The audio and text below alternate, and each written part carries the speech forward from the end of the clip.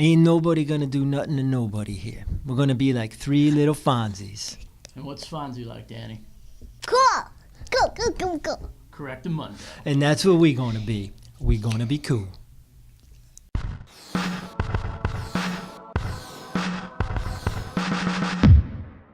Good morning, good afternoon, good evening, whenever you happen to be tuning in. I am Brian Carpenter, sports editor of the Meriden Record Journal, and welcome to Athletes of the Week, winter season, week 6. Peter, we are in the middle of February. Man, the postseason is right on our doorstep. We're fired up for it. We've got some good candidates for this week. And Pete, we had some good candidates last week. The votes are in. We sat down, we added them up again, and we've got our winners. We're going to start with the girls. If you remember from last week, we had 3 girls basketball players. We had from Southington, Miss Brianna Harris.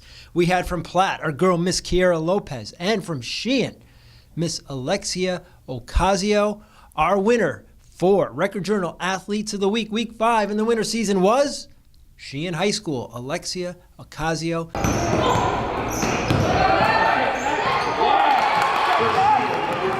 This is Sean Crossick from the Record Journal. I'm here with Sheehan Senior, Lexi Ocasio, our female athlete of the week. Lexi, hi, how are you? Yeah, good. Thank you for being with us today. What does it mean to be selected? It's a big accomplishment, Yeah. I could honestly thank all my teammates and everything for the support all through my senior year, and I'm really glad that I was able to get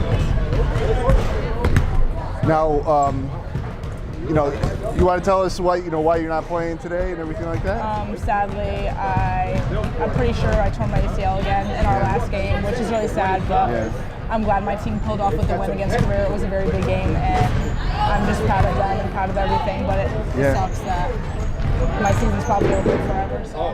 Yeah, you're coming off a big week though. A lot to be proud of. Yeah. Tell us about guiding the team to some big victories. Well, we had a great game against Amity, which was probably one of my favorites. We had a great win, and then we had a great senior night against West Haven. We were just on. We all played together. We passed the ball well. We played very well together. And then, of course, Career was a great win for us. We just needed that. Yeah. And then we got to share the title with them for a division, which was really exciting. What would you have to say overall about your career at Sheehan, and how do you feel you put it all in perspective for us?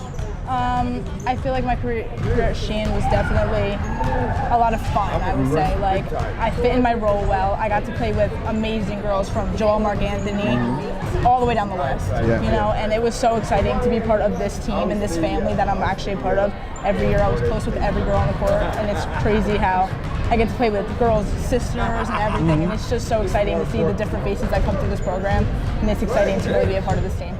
Yeah, I mean, it seems like you've been around forever, right? I know, it really has. Does it feel like it's been a long time? Yeah, it does, and it's sad that it's coming to an end. Like, it's actually hitting me that, like, this is going to be over soon, but I'm so happy that I got to share with this team and my coaches at Sheehan. Alexia, thank you for taking time out to speak with Shawnee and Pete on Monday before the rivalry game over at Lyman Hall.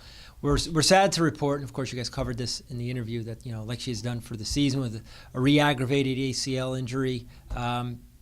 Good career for Alexia. Unfortunately, it was injury riddled, but when she was out there, she made things happen. Tough as nails kid. And when I first got to the Record Journal, Peter, Dad worked part-time at the RJ too. How you doing, Mark? Okay, that was our girls' winner for week 5. Our nominees for week 6, we're going to go right in with the girls. We're going to stay in the basketball court a little bit. I'm taking a little sly look at our nominees. We got 2 basketball players. We got an indoor track girl. We're going to go with the cast in order of alphabetical order. Sheehan basketball. I know we just had Lexia win, but you know what? The Sheehan girls, man, aside from beating Lyman Hall on the last night of the regular season to cap a 14-6 campaign on Friday, down at New Haven, as you saw in our highlight show last week, they knocked off Career to earn a share of the SEC Housatonic title. That's good stuff. And a girl who had a big game that night and who is girls nominee number 1 here in week 6, bing, Miss Carolyn Beal. 12 points that night. She's been a force for the Titans all year. She's a senior. We like to honor the seniors, especially late in the year. Carolyn deserves it. Big part of Sheehan's 14-6 run in the regular season. They now go into the SEC tournament, which starts Thursday night, and of course into the state tournament.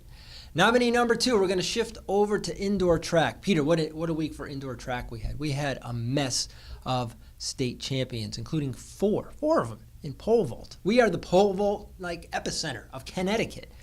Here was a girl who got it started. And literally, she got it started, too, for Maloney. She is Miss Hannah Cloutier. If you remember, she was a nominee and a winner from the spring season when she set the school record. Well, last week at Class L, she won at 9 feet 6 inches, and in doing so, became not only the Class L indoor pole vault champ, she won Maloney's first indoor track title in any event. So congratulations to Hannah. Glad to have you back aboard, Hannah, as an Athlete of the Week nominee. For our third and final girls nominee, we're going back to basketball. And Peter, I got to tell you, on Monday night, I saved a lot of our picks to Monday night. It was the last night of the regular season for girls basketball, and I wanted to make sure we got kids who deserve to be there. Because, hey, what a girls basketball season. As Pete tells me every time I see him, girls basketball is great this year, and he's right. All 17s have made the postseason. And the one who came in and got it done on the last night of the regular season was Cheshire. Went down to Milford, knocked off Laurelton Hall. That makes them 8-12. Cheshire joins the postseason train. Glad to have everyone aboard. Now, of course, Mia Policiano had a big game against West Haven. Want to recognize that senior. She had 16 points, a big win to set up Monday's victory. Mia Judatis, great season throughout. Of course, she was an Athlete of the Week nominee and winner earlier this season. The girl we're going with, because she's been there from day one to Monday night and now going into the postseason, senior forward, Miss Emily Yannick. She has been a standout player in the front court for Cheshire, and we're happy to honor her here in Week 6. Basically, not just for what she's done in Week 6, but what she's done throughout the season for Coach Michelle Vieira's Rams. They're postseason bound. Congratulations to the Rams. Okay, I'm going to stop. I'm going to exhale. I'm going to catch my breath, because now we're going over to the boys' side of the coin. First, we're going to bring you our winner from Week 5. Our nominees from last week, if you remember, they were, we've got them right on our board here. We had 2 hockey players. We had Mr. T.J. Arduini from Lyman Hall. We had from Cheshire Hockey, Mr. Liam Killea. And from Wilcox Tech Basketball, John saved the drama for me, Soda, popping game-winning shots left and right for the 16-2 Wilcox Tech Indians. We added up the votes, carry the one, and our winner was from Cheshire, making it, Peter, 3 for 3 for Cheshire, Mr. Liam Killea. We caught up with him as well on Monday. All right, we're back at Cheshire High. Sean Krofsik here with Liam Killea. He's our third Cheshire winner in the last month. Male Athlete of the Week. Congratulations. Thank Liam. you very much. It means a lot. Yeah, so tell me about this season. What's it been like for the team? Yeah, so we've been up and down. So we started the season 3-0, and then we lost 4 games in a row, and we had some trouble scoring. But with good goaltending, and we had some scores the past few games, we've been able to come back, and I think we've been on a little run. We've won our last 3 and tied 1. Yeah. As well, yeah. Yeah, you had a couple of big plays there. It was New Milford, you had a big assist? Yeah, big assist. So I won the face-off back to Ben O'Connor, who's a great defenseman, real solid. And he passed up to Kyle, and Kyle just ripped one in for the OT winner. That was great, yeah. And then against Amity, you had 2 goals and an assist, right? Yeah, so Amity, it was just a great, exciting game, back and forth. We were both up. I think the score changed, consecutively. And it was great to just contribute to that and score 2 goals big in the third period. That was great. And our team needed that a lot because, we had a lot of games before that where we lost 1-0 or 2-0. It was good that we were able to come back like that. And then you had a game winner, a go-ahead against Brantford as well. Yeah. Yeah, tell me about that goal. Yeah, so that was real exciting. We were just on the power play, and we were trying all game just to get something going for our team, and we finally got that power play, and we finally converted. Kyle Turnout gave me a great pass, and the net was wide open. I just had to, convert it at the last second. It was great feeling though, of course. Yeah. What's been the big strength of the team this year? So I think our defense is pretty strong, as well as our goaltending. I think both of our goalies combined, Anthony Vignola and Nick Marangola, both have goals per game under 1, or I think it's under 2. Yeah, under 2. But that's a strength for us. Moving on to our Week 6 nominees. Now, we had 2 hockey guys last week. We don't have any this week, but I can tell you right now, in the weeks ahead we will, because it's going to be a great hockey postseason. For now, we are in postseason for indoor track and wrestling. We just had the class meets for indoor track. State Open is this Saturday. Also on Saturday are the class meets. I hope you were planning to have the day off on Saturday, Pete. Yeah, me neither, bro. So, but we want to be there because it's showtime. It's go time. And you know who's ready to go? This dude. Nominee number 1 for the boys from Platte Wrestling, Mr. Xavier Arroyo. We're really happy to nominate Xavier Arroyo. Now, the reason he's nominated is, one, he's had a great season. The guy's 29-5 regular season at 170 pounds. He made it to the CCC tournament finals. He had an injury default to Southington's Paul Killea in the final.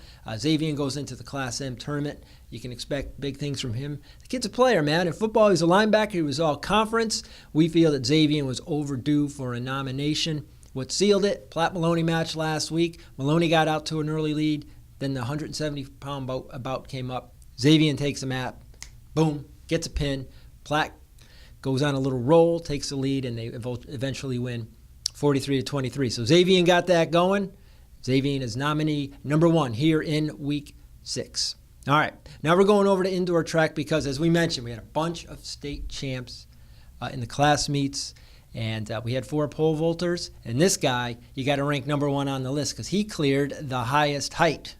Mr. Zach Burley from Southington, a senior, he cleared 13.6 on his last attempt. That gave him the Class LL championship, and that will make him the top seed in the state open. Hey, Pete, here's a good story. Get this. That same day that Zachary won Class L, Megan Biscaglio from Southington, she won as well. Now, she's not nominated this week because she's already been nominated when she won the CCC championship. But do you know something? Zachary and Megan, they're next-door neighbors. They live next door to each other. The Class LL pole vault champions live next door to each other. That's a cool story. Zach, give us a call, man. Megan, give us a call. We want to do a story on that. That's a beautiful thing. For now, Zachary, congratulations on being nominee number 2 here in Week 6. Our third and final nominee, how can we leave this guy out? Lyman Hall distance runner, Brian Oliveira. He was nominated in cross-country season. He had a fine cross-country season. Well, last week at the Class M indoor meet, 3,200, the kid seated number 12, not expected to really do anything. Boom, he wins the race. And not only that, he and his buddy Fengler from Sheehan, Mr. Stephen Fengler, they're 1-2 in the race. Stephen was a number 2 seed, or number 6, correct me, I'm wrong. Oliveira was number 12, and they're the guys took charge of that race. Oliveira wins with a time of 9:56.07. Class M champion in the 3,200 meters. Mr. Brian Oliveira, nominee number 3 among the boys here in Week 6. And that's it. We got them all, Pete. We got them all. And right now, Pete, if you could put it right about here, right there. There's the address. You go online. As soon as you see this video, the voting starts Wednesday night, all day Thursday, Friday, and Sunday, President's Weekend, long weekend. Go on and vote for these guys. We got a great cast of nominees for Week 6. All kids nominated for Athlete of the Week, all scholar athletes, all Record Journal kids, all athletes of distinction. We got a whole bunch of you. You're all going to be invited to our Best of the Bunch Awards brunch in June at the AquaTurf, at which will be appearing Mr. Jim Calhoun as our guest speaker. It's coming up fast. You watch, Pete. Faster than we know it'll be here. For now, we're looking forward to the winter postseason. State Open is Saturday in indoor track. Class meets start in wrestling. Girls basketball tournaments and conference play start on Thursday. We got a lot to do, Pete. We got to get busy. We got to sign off now. Thank you very much for watching. I am Brian Carpenter, sports editor of the Meriden Record Journal.